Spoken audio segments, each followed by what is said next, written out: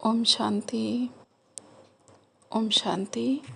आज 25/5/25 की बाबा की अव्यक्त वाणी है। डिवाइस डेट है 4/9/2005। मुरली की हेडिंग है शिक्षा के साथ क्षमा और रहम को अपना लो, दुआएं दो, दुआएं लो, तो आपका घर आश्रम बन जाएगा। बाबा कहते हैं आज बाप दादा सर्व बच्चों के मस्तक में प्योरिटी की रेखाएं देख रहे हैं, क्योंकि ब्राह्मण जीवन का फाउंडेशन ही है पवित्रता। पवित्रता की रेखाएं कौन सी हैं जानते हो? पवित्रता सबको प्रिय है। पवित्रता सुख, शांति, प्रेम, आनंद की जननी है। पवित्रता मानव का सच्चा श्रृंगार है। पवित्रता नहीं तो मानव जीवन का मूल्य ही नहीं है। जैसे देखते हो देवताएं पवित्र हैं, इसलिए ही माननीय और पूजनीय हैं। पवित्रता नहीं तो मानव जीवन को आजकल देख रहे हो। बाप दादा ने आप सभी बच्चों को ब्राह्मण जन्म का वरदान यही दिया है, पवित्र भव, योगी भव। जिस आत्मा में पवित्रता है उसकी चाल, चलन, चेहरा चमकता रहता है। इसलिए पवित्रता ही जीवन को श्रेष्ठ बनाने वाली है। वास्तव में आप सब बच्चों का आदि स्वरूप ही पवित्रता है। अनादि स्वरूप भी पवित्रता है। आदि स्वरूप भी पवित्र है और हमारा अनादि स्वरूप भी पवित्रता का ही है। ऐसी पवित्र आत्माओं की विशेषताएं उनकी जीवन में सदा पवित्रता की पर्सनैलिटी दिखाई देती है। पवित्रता की रियलिटी, पवित्रता की रॉयल्टी चेहरे और चाल में दिखाई देती है। यह रेखाएं हमारे जीवन का श्रृंगार है। बाबा कहते हैं यह रेखाएं जीवन का श्रृंगार है, रियलिटी है। मैं अनादि आदि स्वरूप इस स्मृति से समर्थ बन जाता है। बाबा कहते हैं मैं अनादि में भी और आदि में भी हम आत्माएं पवित्र थे। अगर हमें यह याद रहता है तो हम समर्थ स्वरूप बन जाते हैं। बाबा कहते हैं रॉयल्टी है, स्वयं भी स्वमान में और हर एक को सम्मान देकर चलने वाला। पर्सनालिटी है सदा संतुष्टता और प्रसन्नता, स्वयं भी संतुष्ट और अन्य को भी संतुष्ट करने वाले। पवित्रता से प्राप्तियां भी बहुत हैं। बाप दादा ने आप सभी बच्चों को क्या क्या प्राप्ति कराई है वह जानते हो ना। कितने खजानों से भरपूर किया है। अगर प्राप्तियों को स्मृति में रखो तो भरपूर हो जाएंगे। सबसे पहला खजाना बाबा ने दिया है ज्ञान का खजाना, जिससे जीवन में रहते दुख अशांति से मुक्त हो जाते हैं। व्यर्थ संकल्प, निगेटिव संकल्प, विकल्प, विकर्म से मुक्त हो जाते हैं।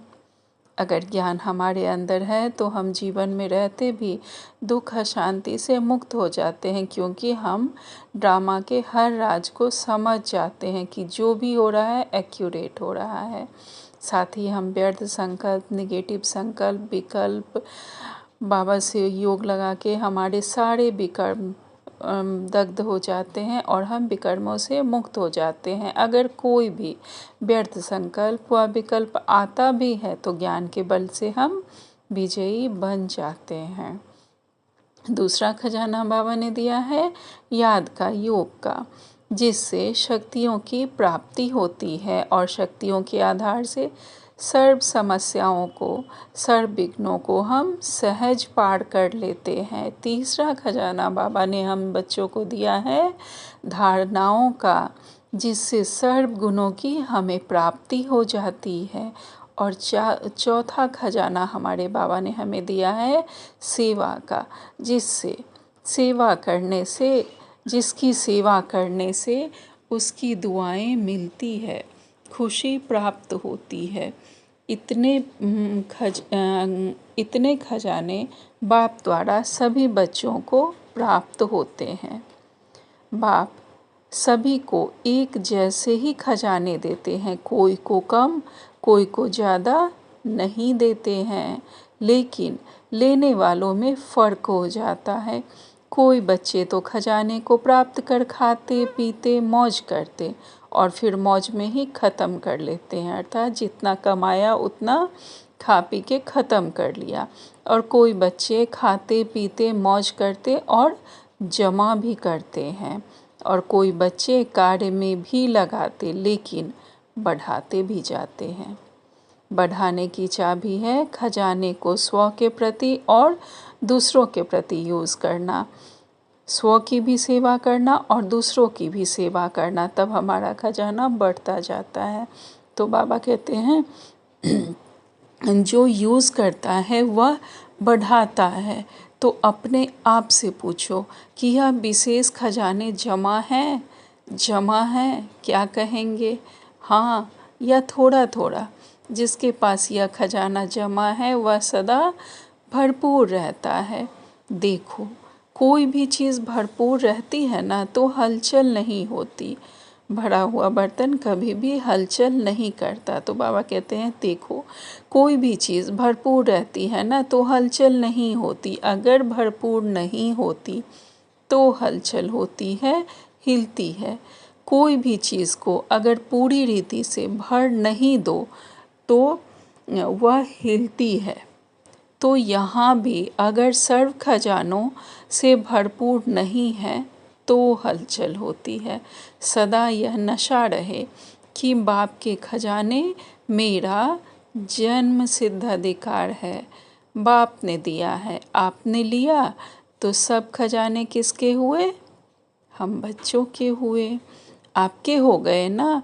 तो जिसके पास खजाने हैं वह कितना नशे में रहता है।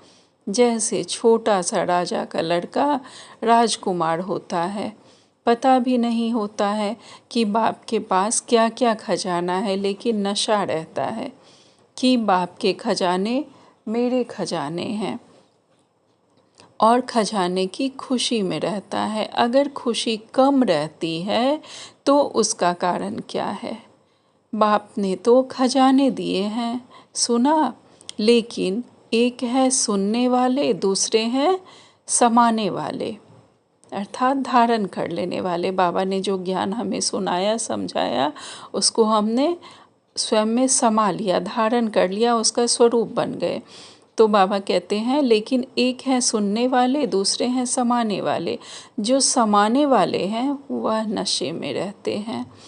आज नए नए बच्चे भी आए हैं, बाप दादा आप लकी बच्चों को आप सबके भाग्य की मुबारक दे रहे हैं। अपने भाग्य को पहचाना है। परमात्म प्यार, अविनाशी प्यार जो सिर्फ एक जन्म नहीं चलता, अनेक जन्म, साथ ही अनेक जन्म सदा ही प्यार कायम रहता है। क्योंकि यह जो समय चल रहा है यह समय भी संगम युग भाग्यवान युग है। सतयुग को भी भाग्यवान कहते हैं, लेकिन वर्तमान संगम युग का समय उससे भी भाग्यवान है। क्यों? क्योंकि हम जानते हैं इस समय भगवान हमसे आके मिलते हैं, तो यह समय सबसे श्रेष्ठ समय है। तो बाबा कहते हैं संगम युग का समय उससे भी भाग्यवान है। क्यों? इस संगम युग में ही बाप द्वारा अखंड भाग्य का वरदान और वर्षा प्राप्त होता है। तो ऐसे संगम युग में भाग्यवान समय में आप सभी अपना भाग्य लेने पहुंच गए हो। बाप दादा बच्चों को बहुत एक सहज पुरुषार्थ की विधि सुनाते हैं। सहज चाहते हो ना, मुश्किल तो नहीं चाहते हो ना। इन बच्चों को, पुरानों को बाबा बोल रहे हैं, इन बच्चों को तो भाग्य की सहज विधि मिली है ना, सबसे सहज, और कुछ भी नहीं करना, सिर्फ एक बात करना। एक बात तो कर सकते हो ना, हाँ करो या ना करो, कहो हाँ जी। तो सबसे सहज विधि है अमृत वेले से लेकर सबको जो भी मिले उससे दुआएं लो और उसे दुआएं दो। चाहे क्रोधी भी आवे लेकिन आप उसको भी दुआएं दो और दुआएं लो, क्योंकि दुआएं तीव्र पुरुषार्थ का बहुत सहज यंत्र है। जैसे साइंस में रॉकेट है ना, तो कितना जल्दी कार्य कर लेता है, ऐसे दुआएं देना और दुआएं लेना यह भी एक बहुत सहज साधन है आगे बढ़ने का। अमृत वेले बाप से सहज याद से दुआएं लो और सारा दिन दुआएं दो और दुआएं लो। यह कर सकते हो तो हाथ उठाओ। बाबा कहते हैं कोई बद्दुआ दे तो क्या करेंगे, आपको बार बार तंग करे तो देखो, आप परमात्मा के बच्चे, दाता के बच्चे, दाता हो ना, मास्टर दाता तो हो। तो दाता का काम क्या होता है, देना। तो सबसे अच्छी चीज़ है दुआएं देना। कैसा भी व्यक्ति हो, लेकिन है तो आपका भाई बहन।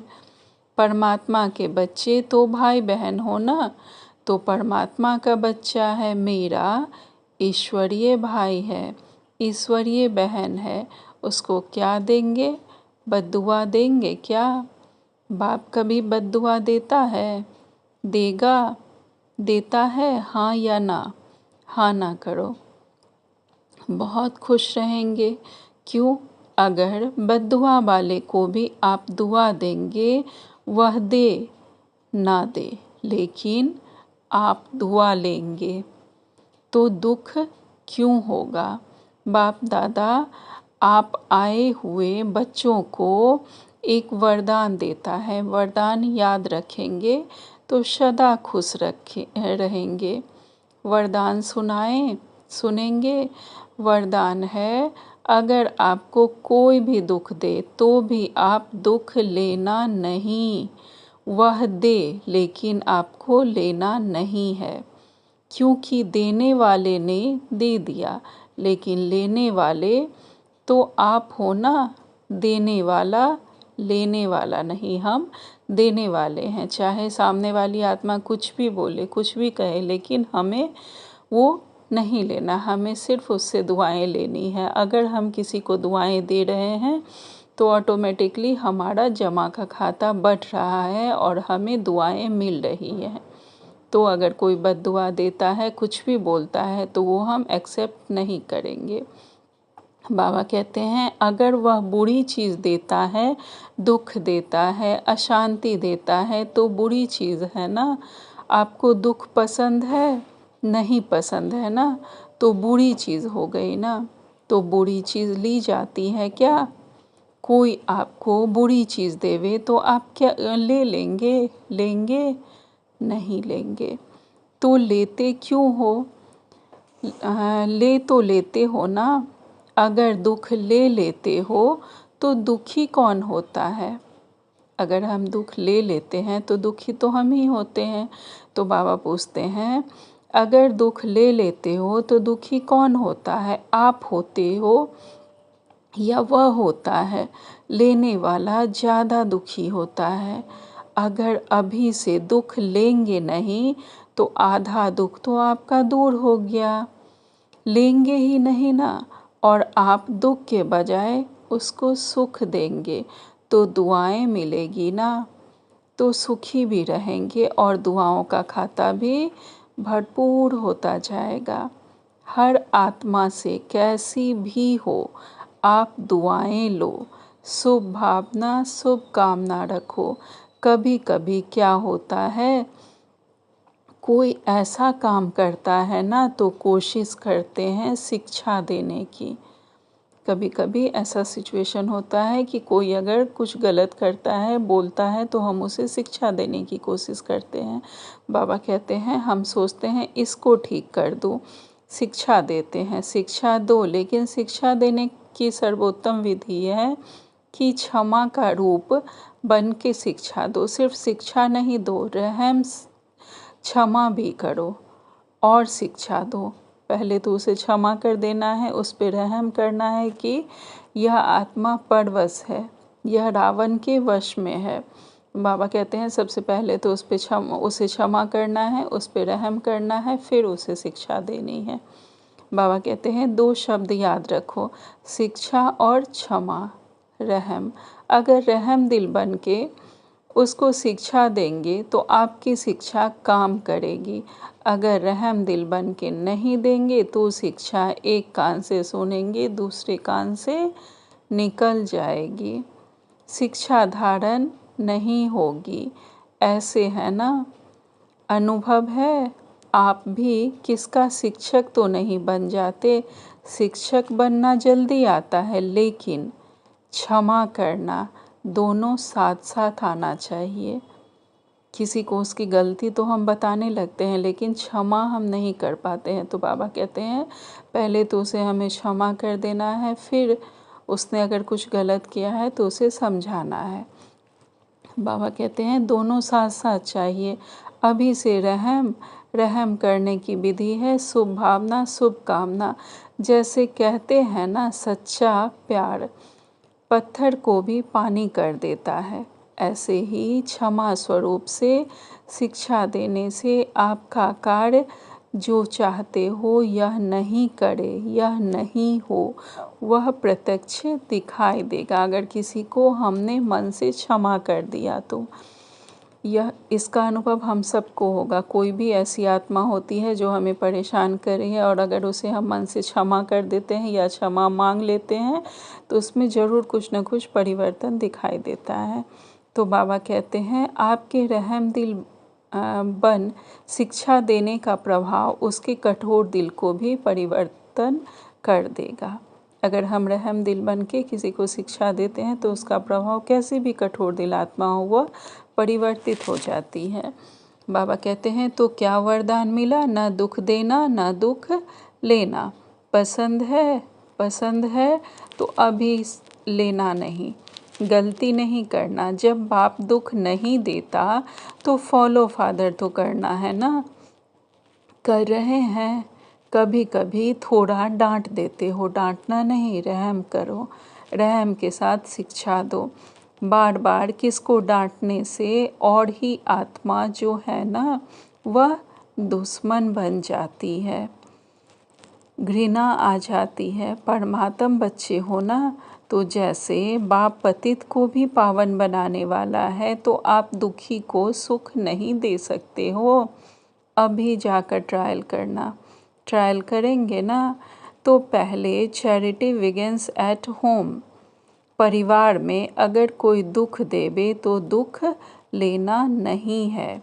कोई भी सेवा हमें पहले घर से शुरू करनी है। तो बाबा कहते हैं सबसे पहले जाके ट्रायल करना और परिवार में देखना। अगर परिवार में कोई दुख दे रहा है तो दुख लेना नहीं है।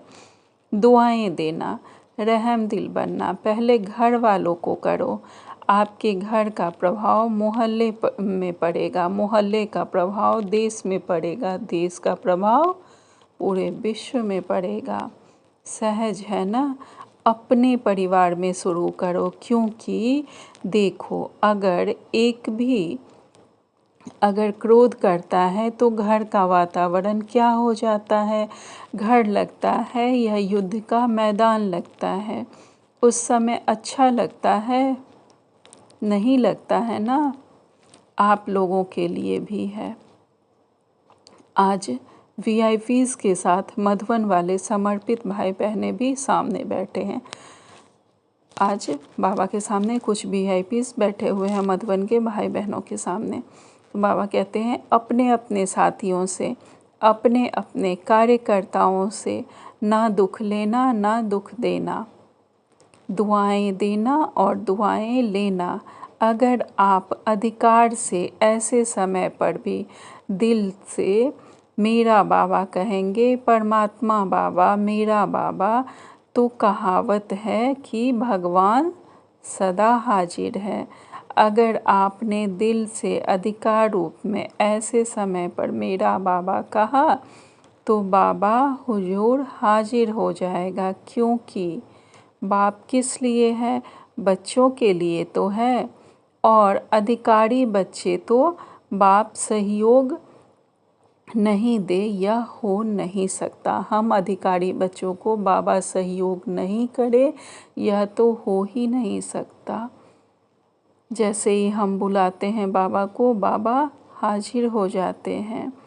बाबा कहते हैं यह तो असंभव है, तो परिवर्तन करके जाना, जैसे आए वैसे नहीं जाना, परिवर्तन करके ही जाना। क्योंकि देखो इतना खर्चा करके आए हो, टिकट तो लगी है ना, खर्चा भी किया, समय भी दिया। बाबा कहते हैं यहाँ आए हो तो खर्चा भी किया, समय भी दिया, तो उसकी वैल्यू तो रखेंगे ना। तो वैल्यू है स्व परिवर्तन से पहले। बाबा कहते हैं स्व परिवर्तन से पहले घर का परिवर्तन करो, फिर विश्व का, फिर देश का परिवर्तन करो।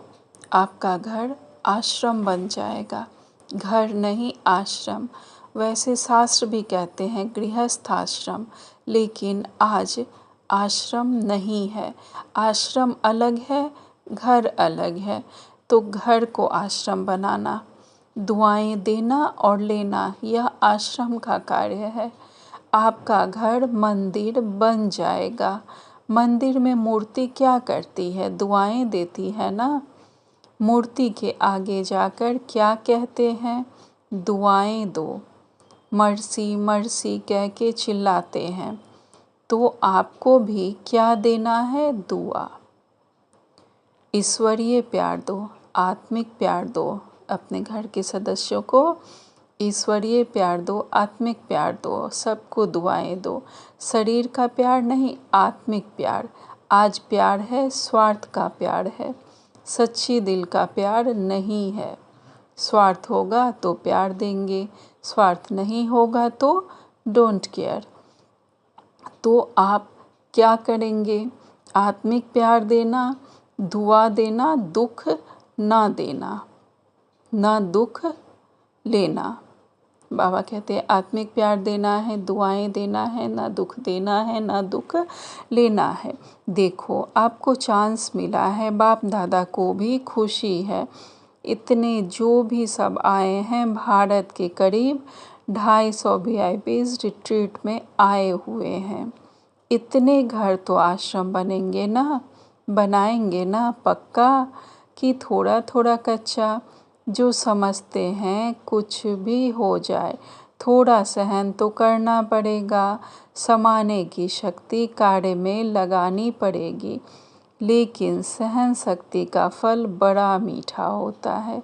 सहन करना पड़ता है, लेकिन फल बड़ा मीठा होता है। तो जो पक्का वायदा करते हैं, घर घर को स्वर्ग बनाएंगे, मंदिर बनाएंगे, आश्रम बनाएंगे, वह हाथ उठाओ। देखा देखी में नहीं उठाना, क्योंकि बाप दादा हिसाब लेगा ना। फिर देख कर नहीं उठाना, सच्चा सच्चा मन का हाथ, मन से हाथ उठाओ। अच्छा दादियाँ, इनको इसकी क्या प्राइज़ देंगे? बाबा दादियों से पूछ रहे हैं कि इन बच्चों को इसकी क्या प्राइज़ देंगे? हाँ बोलो। दादी, इतने मंदिर बन जाएंगे तो आप उसको क्या प्राइज़ देंगी? सबके घर मंदिर बन जाएंगे तो बाबा कहते हैं अपने घर वालों को ले आवे। यह तो प्राइज़ नहीं दी, यह तो काम सुना दिया।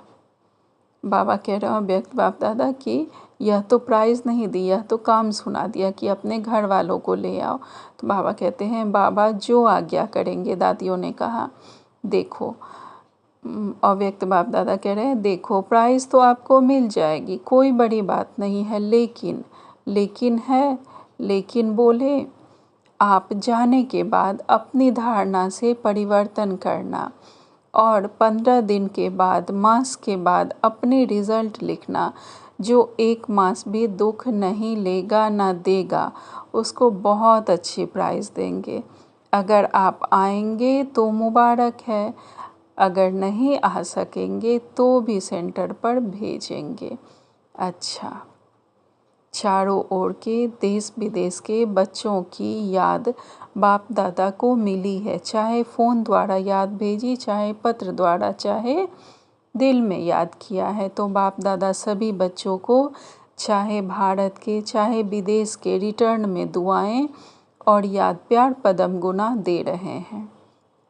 चारों ओर के परमात्म प्यार के अधिकारी बच्चों को चारों ओर सर्व खजानों से भरपूर निर्विघ्न निर्विकल्प निर्व्यर्थ संकल्प रहने वाली श्रेष्ठ आत्माओं को साथ साथ सर्व परिवर्तन करने और कराने के उमंग उत्साह में उड़ने वाले बच्चों को साथ साथ बाप दादा को सच्ची दिल का समाचार देने वाले सच्चे दिल वाले बच्चों को विशेष दिलाराम के रूप में, बाप के रूप में, शिक्षक के रूप में, सतगुरु के रूप में पदम गुना याद प्यार और नमस्ते।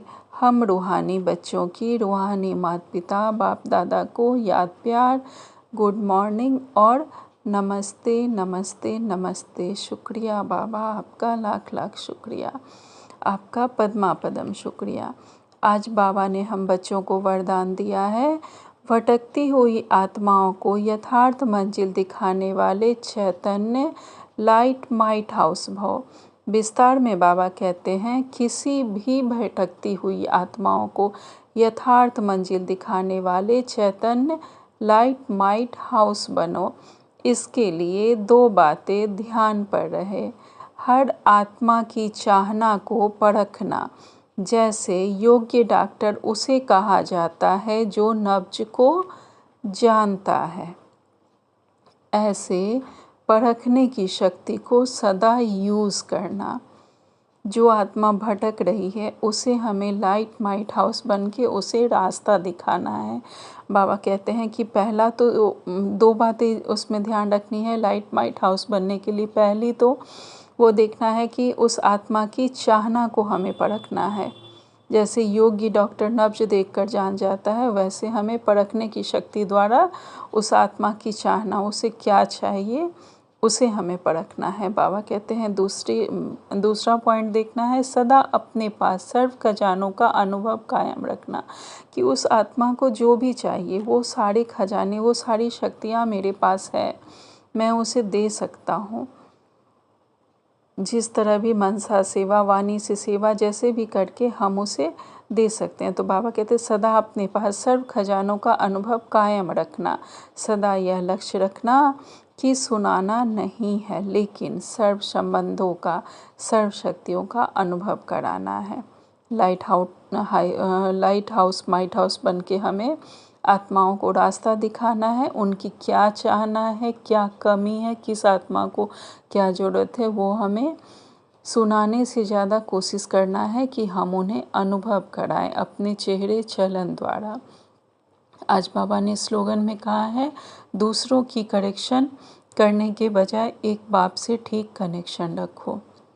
अगर हम क्लियर बुद्धि रहते हैं तो बाबा हमें हर बात की टचिंग कराते हैं कि हमें क्या करना है, कैसे करना है, कब करना है। तो दूसरों को ठीक करने के बजाय हमें स्वयं को ठीक करना है और बाबा से डायरेक्शन लेके बाबा की डायरेक्शन पर चलते रहना है। इसके लिए बाबा से हमारा ठीक कनेक्शन हो। आज का अव्यक्त सारे है, रूहानी रॉयल्टी और प्योरिटी की पर्सनैलिटी धारण करो। अपना निजी स्वरूप व वरदानी स्वरूप सदा स्मृति में रहे तो अपवित्रता और विस्मृति का नामो निशान समाप्त हो जाएगा। अगर हमें अपना निजी स्वरूप, वरदानी स्वरूप याद रहता है तो अपवित्रता और विस्मृति का नामो निशान समाप्त हो जाता है। विस्मृति व अपवित्रता क्या होती है? अब इसकी अविद्या होनी चाहिए, मतलब इसे हमें भूल जाना चाहिए कि अपवित्रता भी कुछ होती है, विस्मृति भी कुछ होती है। इसकी हमें अब अविद्या हो जानी चाहिए, क्योंकि यह संस्कार व स्वरूप आपका नहीं है, बल्कि आपके पूर्व जन्म का था। यह कलयुगी संस्कार था, तो इसे हमें भूल जाना है। अभी आप ब्राह्मण हो, ये तो शूद्रों के संस्कार व स्वरूप हैं। ऐसे अपने से भिन्न अर्थात दूसरे के संस्कार अनुभव होना, इसको कहा जाता है न्यारा और प्यारा। अच्छा, ओम शांति। शुक्रिया बाबा।